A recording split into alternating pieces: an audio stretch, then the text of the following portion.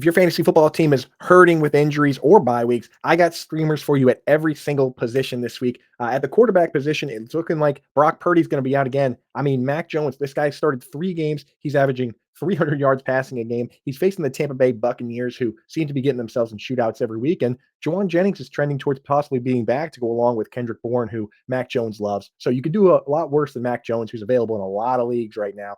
At running back, we're looking at a not super sexy pick, but one that is getting high leverage situations, which is translating to fantasy football. That's Kareem Hunt. They're using Isaiah Pacheco on first downs, kind of between the tackles. But when it comes to important pass downs, when it comes to goal line, they're leaning on Kareem Hunt. That's translating to targets. It's translating to touchdowns. That's what we care about in fantasy football. So Kareem Hunt can be streamed in your lineup pretty much any week here. At wide receiver, we're going real deep and we're going real early with the Thursday game. It's looking like Darius Slayton is doubtful for this Thursday game for the Giants. They're already missing Malik Neighbors. Jalen Hyatt is going to be forced into a big role. He picked up the snaps last week when Darius Slayton was out. They got really nowhere else to throw the ball besides Wandale and Theo Johnson. So Jalen Hyatt in a very deep league, streaming or in DFS, throw him in there, see what happens. At tight end, another not super sexy pick, but if you missed out on the lottery on guys like Darren Waller and Mason Taylor and Theo Johnson, look to Cade Otton here. He ended up on the wire after starting the season with 0 points in 2 out of 3 games. But over the last 2 games, he's gotten 4 targets. He's gotten 5 targets. He had 80 yards last week.